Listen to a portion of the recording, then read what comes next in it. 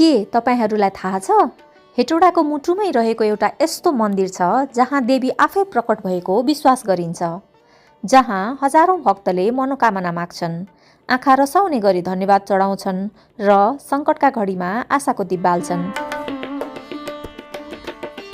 आज हामी पुग्दैछौँ मकवानपुरको ऐतिहासिक नगर हेटौडामा अवस्थित श्रद्धा, इतिहास र जनविश्वासले भरिएको पवित्र धाम भुटन देवी मन्दिर। यो केवल एउटा मन्दिर होइन, हेटौडाको आत्मासँग जोडिएको आस्थाको केन्द्र हो। नमस्कार, म हुँ अनुराधा र तपाईहरू हेर्दै हुनुहुन्छ अनुराधाज डायरी। यदि तपाईलाई यस्ता धार्मिक, ऐतिहासिक र सांस्कृतिक यात्राका भिडियो मनपर्छन् भने च्यानललाई सब्स्क्राइब गर्न नबिर्सिनुहोला। नेपालको मध्यभागमा अवस्थित हेटौडा बागमती प्रदेशको राजधानी मात्र होइन, इतिहास, संस्कृति र प्राकृतिक सौन्दर्यले भरिपूर्ण एउटा महत्त्वपूर्ण सहर पनि हो। चुरे पहाड र महाभारत श्रृङ्खलाको काखमा बसेको यो सहरलाई नेपालकै योजनाबद्ध सहरहरूमध्ये एक मानिन्छ। पहिले मकवानपुर गढी राज्यको प्रभाव क्षेत्रमा रहेको यस भूभागले व्यापार, प्रशासन र सांस्कृतिक आदानप्रदानको लामो इतिहास बोकेको छ। राप्ती र कर्रा खोलाले सिञ्चित हेटौडा आज औद्योगिक सहरका रूपमा परिचित भए पनि यसको मुटुमा अझै पनि पुराना परम्परा, देवी देवताको आस्था र लोकविश्वास जीवन्त छन्। तीमध्ये सबैभन्दा श्रद्धापूर्वक लिइने नाम हो भुटन देवी माता।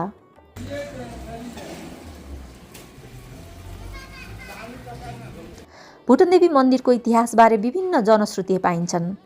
स्थानीय बुढापाकाका अनुसार धेरै वर्ष अघि यो स्थानमा घना वन क्षेत्र थियो। त्यहाँ चरनका लागि गाईबस्तु ल्याइने गरिन्थ्यो। एउटा अनौठो घटना बारम्बार दोहोरिन थाल्यो। एउटी गाई दैनिक एउटा निश्चित स्थानमा गएर आफै दुध चढाउन थालिन्। गाउँलेहरूलाई यो घटना रहस्यमय लाग्यो।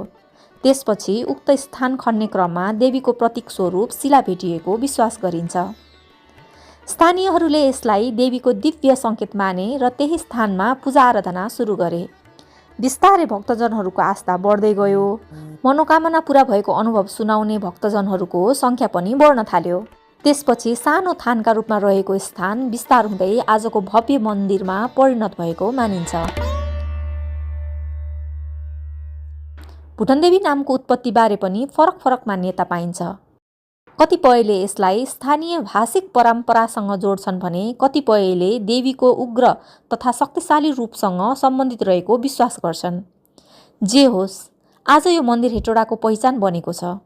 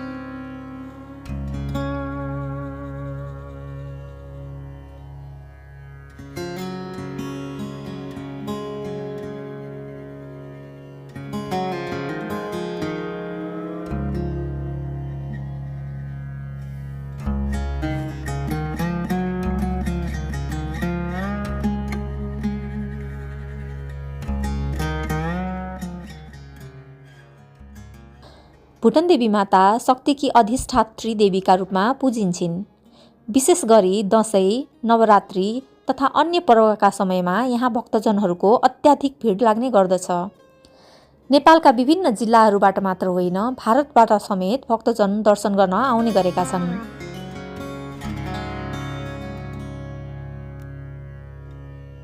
कसैले सन्तानको सुख माग्छन्, कसैले स्वास्थ्यको कामना गर्छन्, कसैले आफ्नो व्यवसाय सफल होस् भनेर माता समक्ष दीप प्रज्वलन गर्छन्।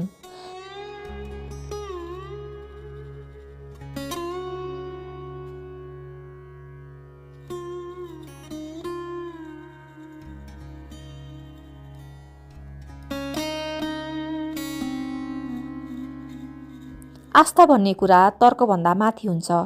जब मन थाक्छ, जब बाटो हराए झैँ लाग्छ, त्यही बेला मानिस कुनै न कुनै शक्तिको सहारामा उभिन खोज्छन्।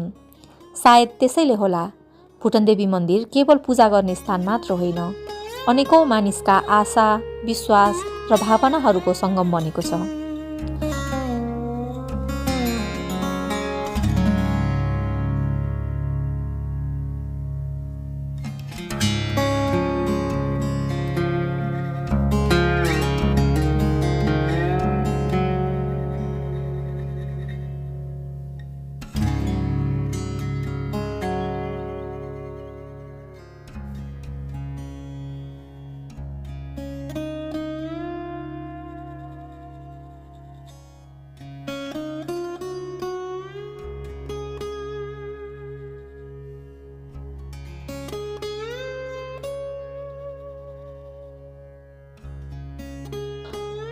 अहिले हामी मन्दिर परिसरमा छौँ। सुनौलो छाना, सफा प्राङ्गण, घन्टीहरूको मधुर ध्वनि र भक्तजनहरूको शान्त अनुहारले यहाँको वातावरणलाई अझ पवित्र बनाएको छ।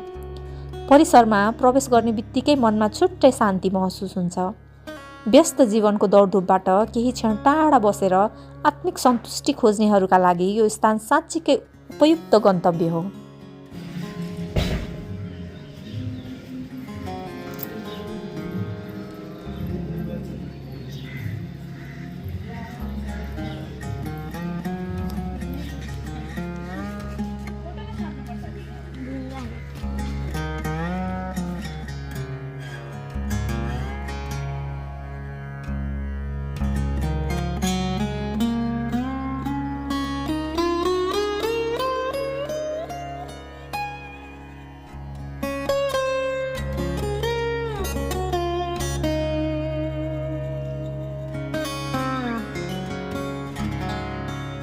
यदि तपाईँ हेटौडा आउनुभएको छ भने भुटन देवी मन्दिरको दर्शन नगरी फर्कनु भनेको हेटौडाको एउटा महत्त्वपूर्ण आत्मालाई नचिनेरै फर्किनु जस्तै हुन्छ।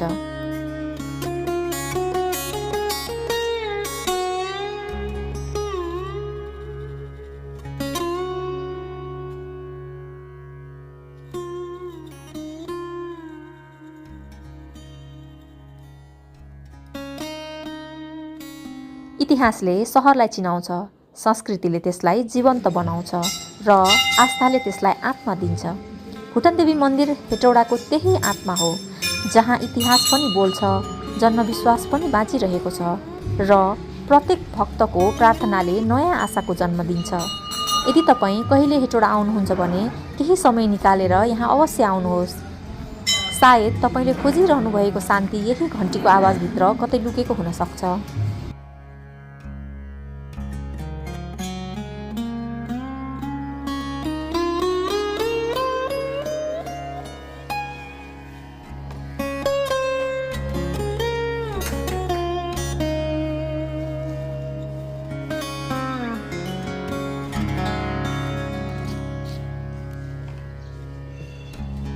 म हुँ अनुराधा र अनुराधाज डायरीलाई साथ दिनुभएकोमा धेरै धेरै धन्यवाद।